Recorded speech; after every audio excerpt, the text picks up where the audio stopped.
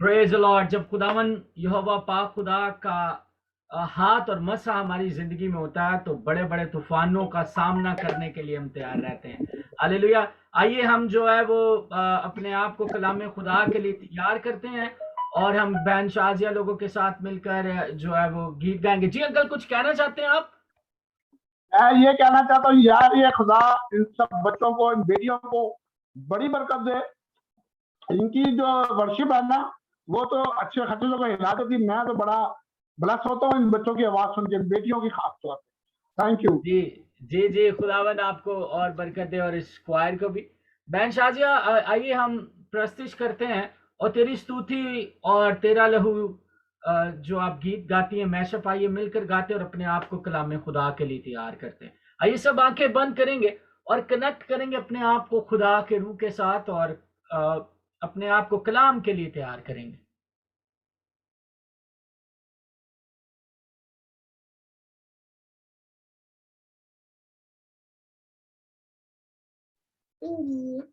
ओ तेरी स्तुति और आराधना करता हूँ मैं तुझसे ये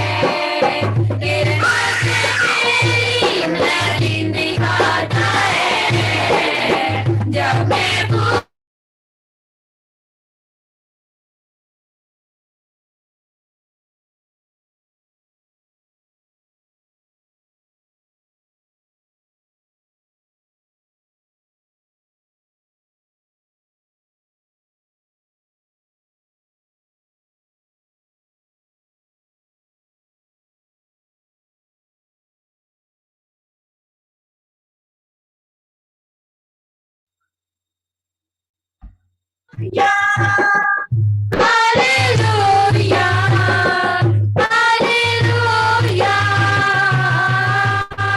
सारे जहां में तुझसा कोई नहीं, तुझको छोड़कर कोई प्रभु नहीं, सारे जहां में तुझसा कोई नहीं, तुझको छोड़कर कोई प्रभु नहीं, घुटने में टेकूं बस तेरे सामने, तू है मेरा प्रभु और मेरा पिता। Hallelujah, hallelujah, hallelujah, hallelujah, hallelujah, hallelujah,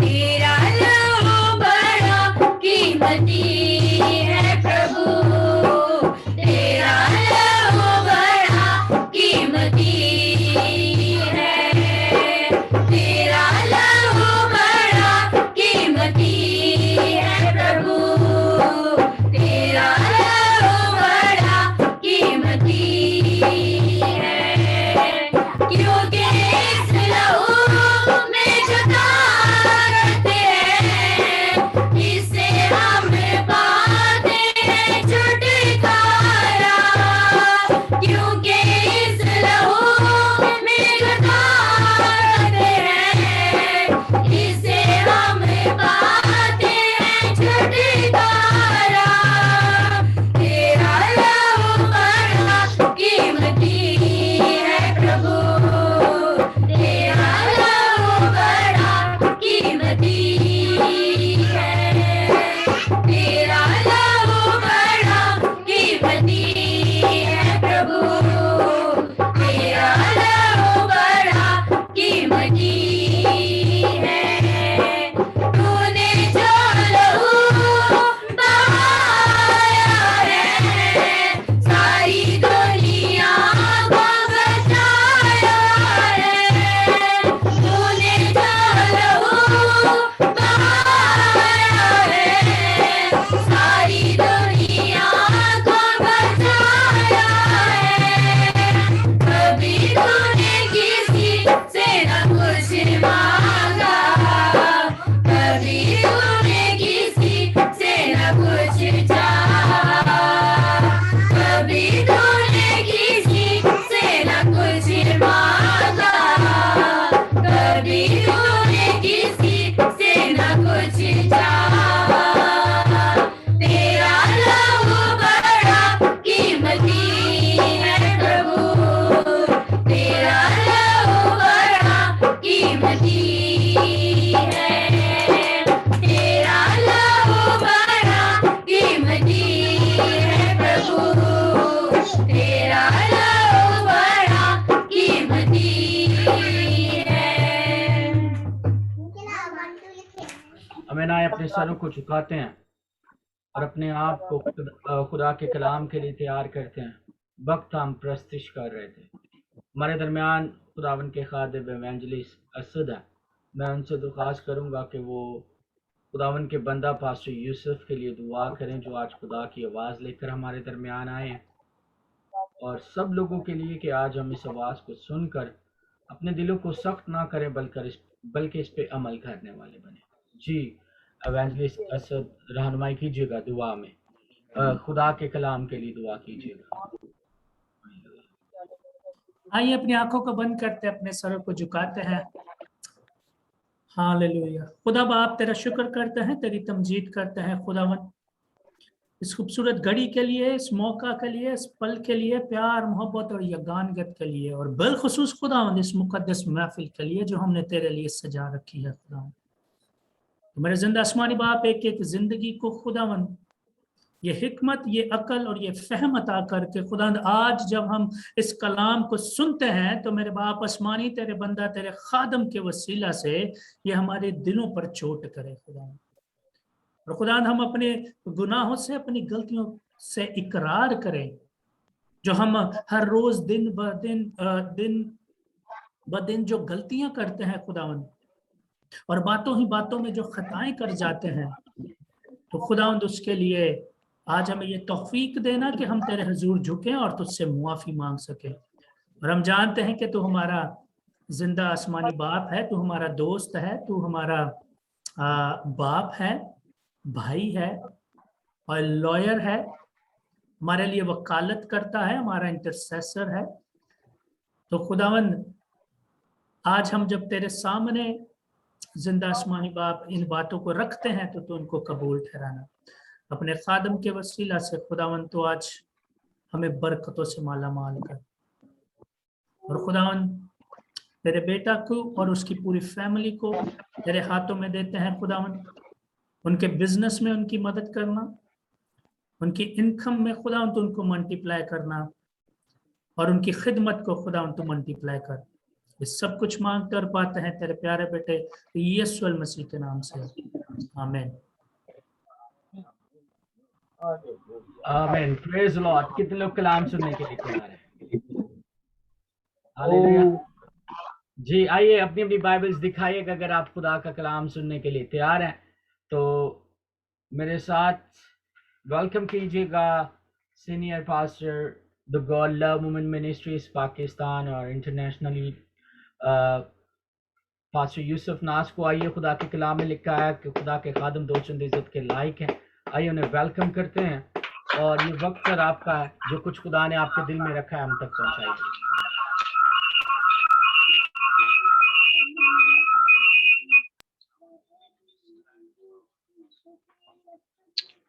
Praise God, hallelujah। मेरी तरफ से आप सबको सलाम। आप सब खुश हैं? कलाम सुनना चाहते हैं? फिर अपने अपने कैमरे खोल लें ताकि जरा आमने सामने बात हो सके खुदा के कलाम की।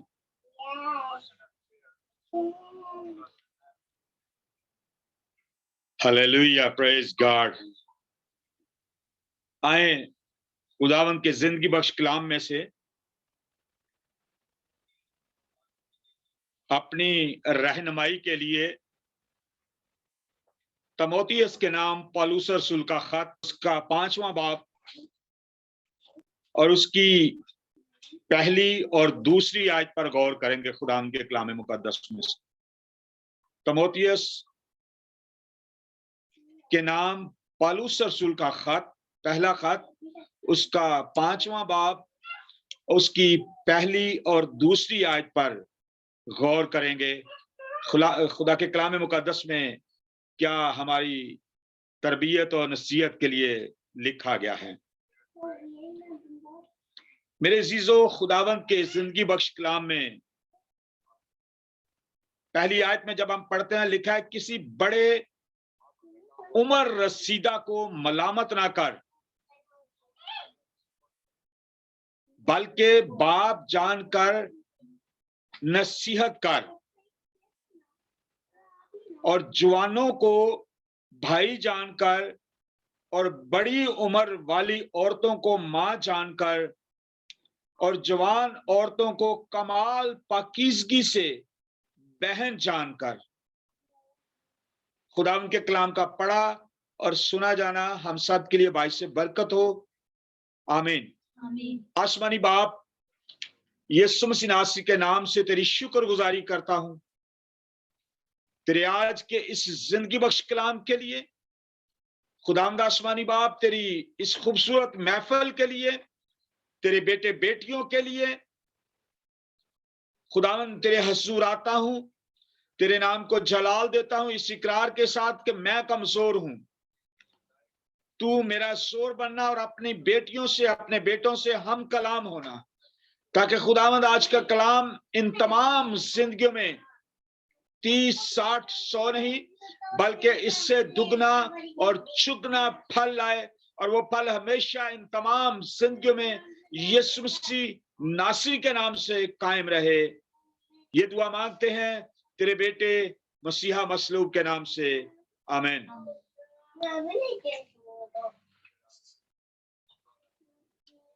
मेरे अजीजों, खुदावंद के जिंदगी बख्श कलाम में जब हम पौलुस रसूल के खतों को पढ़ते हैं तो पौलुस रसूल अपने शागिर्दों को, अपने फर्जंदों को नसीहत करता है और वो खुदा के कलाम में से खुदावंद यीशु मसीह की जिंदगी को अपने अंदर महसूस करते हुए, अपने ऊपर रखते हुए अपने शागिर्दों को नसीहत करता है और फरमाता है, तिमोथियस को कहता है, ए तिमोथियस मेरे फर्जंद, मेरे बेटे, किसी बड़े उम्र रसीदा को मलामत ना कर। अगर कोई बड़ी उम्र का है तो उसको मलामत ना कर, बल्कि क्या कर, बाप जान कर नसीहत कर। बाप जानकर नसीहत कर। जिस तरह तू अपने बाप से, यानी मैं जो तेरा बाप हूं, रूहानी बाप हूं, मुझसे जिस तरह बात करता है, इस तरह प्यार से, मोहब्बत से उसको क्या कर, नसीहत कर। और फिर कहता है दूसरी आयत में, और जवानों को, जो नौजवान हैं, उनको भाई जानकर, और बड़ी उम्र की क्या, औरतों को मां जानकर, और जवान औरतों को कमाल पाकीज़गी से बहन जानकर नसीहत कर। खान साहब चले गए? खान साहब जरा सामने आओ ना। मेरे अजीजों, खुदावंद के जिंदगी बख्श कलाम में जब हम बात करते हैं उम्र रसीदा की, तो हमारे सामने हमारे बुजुर्ग, हमारे बड़े हमें बार बार नसीहत करते हैं। खुदा का बंदा पौलुस रसूल सिर्फ खत लिखता है अपने शागिर्दों को, और खत में ये बातें लिखता है कि जिस तरह मैं मसीह की मानद बन गया हूं, तुम भी मेरी मानद बनो। तो मेरे अजीजों, जब पौलुस रसूल सिर्फ खत लिखता है अपने शागिर्दों को, तो शागिर्द क्या करते हैं, उसको वेलकम करते हैं, उसकी तालीम पर अमल करते हैं और उसके मुताबिक आगे जो है वो तालीम देते हैं। अगर दूसरा तिमोथियस दूसरे बाब की दूसरी आयत को हम पढ़ें तो वहां पर पौलुस रसूल ने तिमोथियस को कहा कि जो चीजें, जो बरकत तुझे मेरे हाथ रखने से मिली है, उसको क्या कर, चमका दे और दियानतदार लोगों के सुपुर्द कर, जो औरों को सिखाने के लायक हूं। यहां पर खातमीन गला फाड़ फाड़ कर एक बात की नसीहत करते हैं, वालिदैन अपने बच्चों को नसीहत करते हैं, बड़े बूढ़े अपने छोटों को नसीहत करते हैं। लेकिन मेरे अजीजों, दुनिया आखिरत की तरफ जा रही है, इसलिए कि असर खत्म होता जा रहा है। मुझे वो वक्त याद है कि हमारे बुजुर्ग, मेरे वालिद साहब खास तौर पर मुझे यूं गुस्से से देखते होते थे और मैं समझ जाता था कि मुझे कहना क्या चाहते हैं। हमारे बुजुर्ग हमसे जरा सी उनका इशारा जो है आंखों का, हम उसको समझते थे और समझते हैं। लेकिन खुदा का बंदा पौलुस रसूल भी अपने शागिर्दों को ऐसी ही तालीम दे रहा है। वो कह रहा है कि आगे भी तालीम दो। लेकिन होता क्या है, आजकल का दौर क्या है, आजकल हमारे बच्चे सुनना नहीं चाहते, हमारे नौजवान सुनना नहीं चाहते। वो कहते हैं कि हमें सुनाया ना जाए बल्कि हमसे सुना जाए। भाई सुनाए, लेकिन सुनाना क्या है आपने? मेरे अजीजों, इंतहाई अफसोस की बात है, मुझे हमेशा ही ऐसा कलाम सुनाने का जब भी मैं कलाम सुनाता हूँ, खुदा का कलाम मुझे इसी तरह इस्तेमाल करता है। मैं आप लोगों के लिए, बाज़ का आप लोग परेशान होते होंगे कि पादी साहब हमेशा सख्त कलाम सुनाते हैं, लेकिन मैं आपको ये बताना चाहता हूँ मेरे अजीजों, ठोस ग़िज़ा खाने से आपका पेट मजबूत होगा, आपका मैदा दुरुस्त होगा। और अगर हल्की फुल्की ग़िज़ा खाएंगे तो वो बच्चे खाते हैं, बड़े हल्की फुल्की ग़िज़ा नहीं खाते, वो ठोस ग़िज़ा खाते हैं, तभी पेट भरता है। तो मैं खुदा के कलाम मुकद्दस में से जब ये पढ़ रहा था, आज सुबह तकरीबन 3 बजे का टाइम था, तो जब मैं तिलावत कर रहा था तो मेरे सामने ये बातें जब आई, तो आप यकीन करें मैं रोना शुरू हो गया। मैं खुदा को हाज़िर नाज़िर जान के बता रहा हूँ आपको कि मैं रोना शुरू हो गया। और अभी भी जब मैं ड्यूटी से आ रहा था तो मैं दुआ कर रहा था, तो मैं दुआ करते करते रोना शुरू हो गया। क्यों? कौन सा बाप है जो अपने बच्चों के लिए तकलीफें बर्दाश्त नहीं करता? कौन सी मां है जो अपने बच्चे के लिए, अपनी औलाद के लिए तकलीफें बर्दाश्त नहीं करती? लेकिन मेरे अजीजों, मेरा और आपका खुदा, जिसने मेरी और आपकी मोहब्बत की खातिर एक ही बेटा था और वो आपके लिए कुर्बान किया कि आप बच जाएं, आप खलासी पा जाएं, आप रिहाई पा जाएं। अगर हम फिर भी उस पर अमल नहीं करते तो कलाम मुकद्दस फरमाता है हम हरामजादे हैं, हम हरामजादे हैं। अगर हम कलाम पर अमल नहीं करते तो। मैं जब दुआ कर रहा था तो मैंने कहा, मुझे एक ही बात याद आई कि खुदा बाप, मेरा बाप भी मेरे साथ इस तरह पेश ना आ सका, लेकिन तूने मुझे कहां कहां से नहीं बचाया, मैं गिन ही नहीं सकता। और जब मैं ये बात करने लगा तो मैं, यकीन करें, रोना शुरू हो गया कि मैं फिर भी इतना पीछे हूं, मैं फिर भी तेरी खुदाई के लायक तेरी प्रस्तश नहीं करता, और तू फिर भी मुझसे मेरे तमाम तर गुनाहों के बावजूद मुझसे प्यार करता है।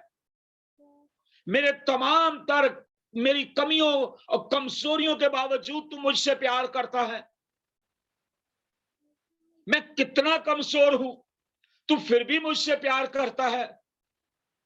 मैं कितना नाफरमान हूं, तू फिर भी मुझसे प्यार करता है। मैं कितना पीछे हूं, तू फिर भी अपने बेटे के लहू से खरीद कर मुझे अपना बेटा बनाता है।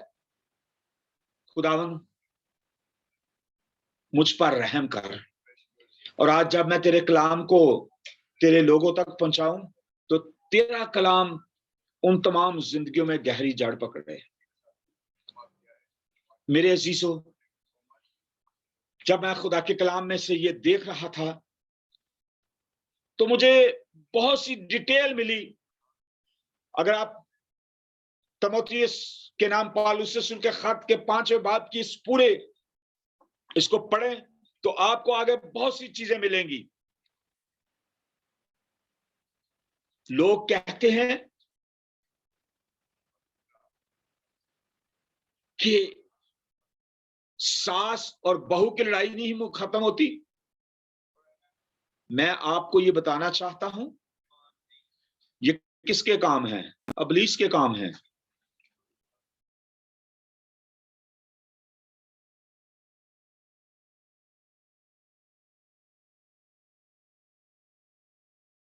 लोग कहते हैं कि इंसान खता का पुतला है। मैं ये कहता हूं, इंसान को जब खुदावंद यीशु मसीह ने अपना लहू बहाया तो उसने तमाम तर गुनाहों से पाक किया। अब जब हम फिर वापस उसी जगह पर जाते हैं तो हम अपने खुदावंद यीशु मसीह को एलानिया जलील करते हैं। हम बार बार एलानिया जलील करते हैं। जब हम तीसरी आयत में देखते हैं तो लिखा है, उन बेवों की जो वाकई बेवा हैं इज्जत कर। उन बेवाओं की जो वाकई बेवा हैं इज्जत कर। یہ واقعی سے کیا مراد ہے؟ بھائی یہ وہ بیوہ کا ذکر کیا گیا ہے جس کا میاں تو فوت ہو گیا ہے، جس کا میاں تو فوت ہو گیا ہے، اور وہ میاں کے فوت ہونے کے بعد اپنی اس بیوہ کی جو اس کی زندگی ہے اس میں وہ اپنے خداوند یسوع مسیح کے ساتھ پیوست ہے، قائم ہے، اس کی عزت کر۔ بٹ ہم کیا کرتے ہیں میرے عزیزوں؟ ہم بجائے کسی کی عزت کرنے کے، کسی کو اپ لفٹ کرنے کے، ہم اس کو پل ڈاؤن کرتے ہیں، ہم اس کی عزت نہیں کرتے، ہم اس کی انسلٹ کرتے ہیں، ہم اس کو نیچا دیکھنا چاہتے ہیں، اور ہم سمجھتے ہیں ہم بڑے وہ ہیں۔ مجھے انتہائی افسوس سے یہ کہنا پڑتا ہے ایک سب سے بری جو ابلیس نے ہمارے اندر باپ دادا سے بات ڈالی بھی ہے نا، ذاتوں والی، وہ بڑی ہمیں لے ڈوبے گی کبھی۔ میرے عزیزو، بڑا اور چھوٹا، کلام مقدس میں لکھا ہے جو اپنے آپ کو چھوٹا بنائے گا وہ آسمان کی بادشاہی میں بڑا کیا جائے گا۔ شاگردوں میں بھی بحث ہوئی تھی۔ میرے عزیزو، اگر ہم چھوٹے بڑے کے چکر میں رہیں گے تو یسوع کو اپنی زندگی سے آپ باہر رکھیں گے۔ میں تھوڑا سا میرا ٹاپک چینج ہو رہا ہے۔ اگر پچھلے دنوں پادری صاحب نے کلام سنایا تھا، متی، پترس اور شاگرد یعقوب، اندریاس، یہ مچھلی پکڑ رہے ہیں، اور جب یہ مچھلی پکڑ رہے ہیں تو خداوند یسوع مسیح کو اس کشتی کی ضرورت تھی۔ خداوند یسوع مسیح نے کہا کہ کیا میں تیری کشتی لے سکتا ہوں تاکہ میں لوگوں کو کلام سناؤں؟ تو اس نے اپنی کشتی دی۔ تو کیا ہوا؟ جب خداوند یسوع مسیح نے لوگوں کی ضرورت کو پورا کیا، خدا کے کلام کی منادی کی، خدا کے کلام کا بیج بو دیا، تو خدا کے کلام کے بیج بونے کے بعد خدا کے بیٹا نے، ہمارے خداوند یسوع مسیح نے پترس کی طرف مڑ کر دیکھا اور کہا کہ کیا کچھ پکڑا؟ انہوں نے کہا خداوند ساری رات جال ڈالتے رہے لیکن کچھ بھی کیوں نہیں آیا۔ اگر میرے عزیزو، اگر وہ مچھلی پکڑ لیتے تو یسوع کو کھو لیتے۔ وقت تھا کہ ان کو یسوع ملتا اور وہ مچھلی بھی دیتا اور ان کی زندگی بھی بچتی، اور پھر وہ مچھلی پکڑنے والے نہ رہتے بلکہ آدم گیر بنتے۔ اگر وہ مچھلی پہلے پکڑ لیتے تو وہ آدم گیر نہ بنتے بلکہ ماہی گیر ہی رہتے۔ جب یسوع آپ کی زندگی میں آ جاتا ہے تو آپ آدم گیر بن جاتے ہیں۔ اگر آپ آدم گیر بننا چاہتے ہیں تو کلام مقدس کی سچائیوں کو اپنے اندر آنے دیں۔ اگر کوئی آپ کو نصیحت کرتا ہے، کوئی بڑا آپ کو نصیحت کرتا ہے تو اس کو احترام کے ساتھ سنیں اور پھر اس کو سمجھیں، تب آپ برکت پائیں گے۔ کلام مقدس میں لکھا ہے ان بیووں کی جو واقعی بیوہ ہیں عزت کر۔ ہم اگر کوئی بیوہ ہو جائے نا بیچاری اور اس کی ایج ایسی ہو تو اس کو ویسے ہی تانے مار مار کے اس کو مار دیتے ہیں کہ یہ تو اس نے تو یہ کر لیا، اس نے تو وہ کر لیا، اس کی وجہ سے یہ ہو گیا، اس کی وجہ سے وہ ہو گیا۔ اور خاص طور پر خدا معاف کرے جب کوئی نئی بیاہتا ہو تو اس کے ساتھ ایسا ہو جائے۔ ہمارے اسلام آباد کے اندر ایک شادی ہوئی، انہوں نے اپنے داماد کو جہیز میں موٹر سائیکل دیا اور وہ سعودی ٹاور ہے بلو ایریا میں، اس کے پاس ان کا ایکسیڈنٹ ہوا تو لڑکے کی موقع پہ ڈیتھ ہوگی اور لڑکی کے بھی کافی چوٹیں آئیں اور وہ ہاسپٹل میں پہنچ گئی. اور جب وہ ہاسپٹل سے ریلیز ہو کے گھر آئی تو اس کے سسرال والوں نے اس کو یہ کہہ کر پکارنا شروع کر دی, یہ منحوس ہے, ہمارے بیٹے کو کھا گئی ہے. میرے عزیزو, کلام ہمیں اس چیز کی اجازت نہیں دیتا. میرے عزیزو, جب ہم آگے پڑھتے ہیں تو لکھا, اور اگر کسی بیوہ کے بیٹے یا پوتے ہوں تو وہ پہلے اپنے ہی گھرانے کے ساتھ دینداری کا برتاؤ کرنا اور ماں باپ کا حق ادا کرنا سیکھیں, کیونکہ یہ خدا کے نزدیک پسندیدہ ہے. یہ خدا کی باتیں ہیں, خدا کو پسند آتی ہیں. اگر آپ ایسی باتیں کرتے ہیں, اگر آپ خدا کے, آپ اگر گھر کے بزرگوں کی, ماں باپ کی عزت کرتے ہیں اور دینداری کے ساتھ برتاؤ کرتے ہیں تو خدا کو ایسا پسند ہے. اگر آپ خدا کے کلام کے مطابق ان باتوں پر عمل نہیں کرتے تو میرے عزیزو یہ غلط ہے اور خدا کے کلام کے خلاف ہے. اگر پسندیدہ کی بات کی گئی ہے تو اس کا مجاز کیا ہے کہ وہ خدا کے کلام کے خلاف ہے. خدا ناپسند کرتا ہے ایسی چیزوں کو جو دینداری کی باتیں نہیں کرتی اور جو ماں باپ کی عزت نہیں کرتی اور ان کا حق ادا نہیں کرتی. آپ کہیں گے کہ پادری صاحب ہمیشہ اپنے گھر کے حالات کلام کے اندر ڈال دیتے ہیں. میں آپ کو یہ بتانا چاہتا ہوں, میری بیوی کو میرے والدین پسند نہیں کرتے تھے, لیکن جب وقت آیا تو پادری صاحب اس چیز کے گواہ ہیں, جب میری امی چھت سے گریں تو اس وقت صرف اور صرف میں اور میری بیوی نے اپنی ماں کو سنبھالا. اور میری بیوی اس طرح تھی کہ بالکل دبلی پتلی تھی, اور جب امی کو نہلاتی تھی تو کبھی کبھی ایسا ہوتا تھا کہ امی میری بیوی کے اوپر گر جاتی اور بڑی مشکل سے اس کو نیچے سے اپنے آپ کو نکالنا پڑتا.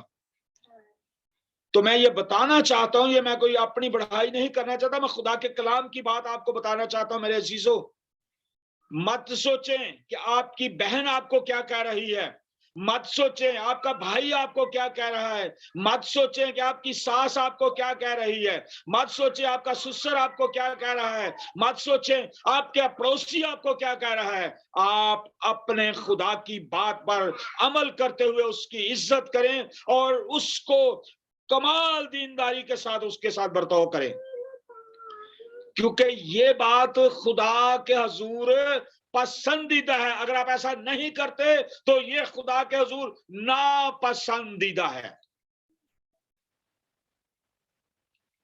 میں آپ سے گزارش کرتا ہوں, جو واقعی بیوہ ہے اور اس کا کوئی نہیں, خدا کا کلام فرماتا ہے وہ خدا پر امید رکھتی ہے اور رات دن مناجات اور دعاؤں میں مشغول رہتی ہے. لیکن یہاں ہم کیا کرتے ہیں, ہماری کنڈیشن کیا ہوتی ہے؟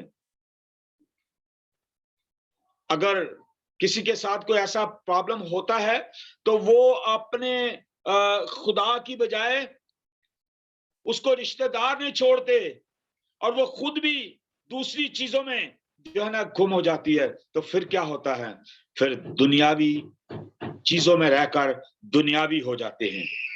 لیکن میرے عزیزو, خدا کا کلام ہمیں جو سکھاتا ہے کہ اس کی امید کہاں سے ہوتی ہے, خدا سے. وہ خدا پر امید رکھتی ہے. لیکن جو ادھر ادھر بہنوں بھائیوں رشتہ داروں پہ امید رکھتے ہیں وہ بس دنیا تک رہتے ہیں. لیکن جو خدا پر امید رکھتا ہے وہ خدا اس کو اور مقام دینا چاہتا ہے, اور جگہ پر لے جانا چاہتا ہے. کیا آپ جانا چاہتے ہیں وہاں پر؟ آپ چاہتے ہیں کہ خدا آپ کو وہاں لے کر جائے, یا آپ ناپسندیدہ کام کرنا چاہتے ہیں؟ اگر پسندیدہ کام کرنا چاہتے ہیں تو میرے عزیزو اس بات کو پڑھیے گا, اور میں ریفرنس کے طور پر آپ کو بتانا چاہتا ہوں کہ اس سے پہلے جب ہم نے ابار کی کتاب اس کے 19ویں باب کی 32ویں آیت کو دیکھا تھا, اور اس کے بعد میں آپ کو تیتس کا خط اس کا دوسرا باب 6ویں اور 7ویں آیت کے بارے میں آپ کو بتاتا ہوں کہ وہاں پر دیکھیں کہ خدا کا کلام ہمیں کیا کہتا ہے. تیتس کا خط اس کا دوسرا باب اس کی 6 اور 7 آیت خداوند کے کلام مقدس میں لکھا ہے جو جوان آدمیوں کو بھی اس طرح نصیحت کر کہ متقی بنے. جوان آدمیوں کو اس طرح نصیحت کر کہ متقی بنے. متقی، پرہیزگار، حلیم،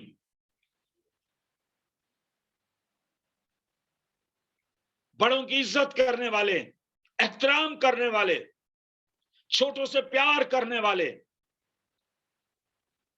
اور دوسری آیت میں لکھا ہے یعنی یہ کہ بوڑھے مرد پرہیزگار، سنجیدہ اور متقی ہوں اور ان کا ایمان اور محبت اور صبر صحیح ہو. ہوتا کیا ہے؟ ہم کلام کے خلاف چلتے ہیں اور پھر کہتے ہیں ہمارے مسائل حل نہیں ہو رہے.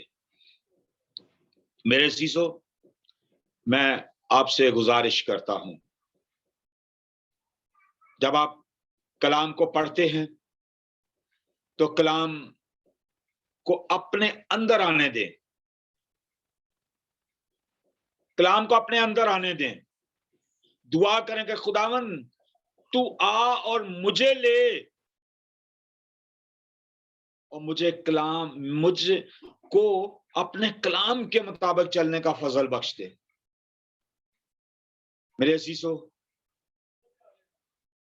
آئیں اپنی زندگیوں پر غور کریں. آئیں اپنے آپ کو اس کے سامنے خالی کر دیں. آئیں اس سے کہیں خداوند میں کمزور ہوں. خداوند میں نے پوری زندگی، گزری ہوئی زندگی تجھے ناراض کیا. میں نے اپنے بڑوں کا حکم نہ مانا. میں نے تیرے کلام کے خلاف چلا. میں اقرار کرتا ہوں خداوند کہ میں کمزور ہوں، لیکن تو میرا زور ہے. مجھے اپنے جلال کے اپنے زور میں اپنے ساتھ چلنے کا فضل بخش دے. آئیں اپنی زندگیوں پر غور کریں اور اپنے آپ کو خدا کے کلام کے مطابق چلنے کا فضل مانگیں. ہاللیلویہ. خداوند آپ کے ساتھ ہو. آئیں اپنے سر کو جھکائیں، اپنی آنکھوں کو بند کریں. ہاللیلویہ، Thank you, Lord ہاللیلویہ، Jesus. یہوہ پاک خدا تیری ہاللیلویہ. پریز God, glory to Thank you, Jesus. Jesus. آئیے سب سر جھک جائیں اور ہاللیلویہ، آج خداوند کے حضور اس کلام پر پریز غور گاڈ، کرنا شروع کیجئے کہ خداوند آج آپ سے کیا ہاللیلویہ. بات کر رہے تھے. Thank you, Jesus. Hallelujah. ہمارے درمیان بہن انجلینا ہے.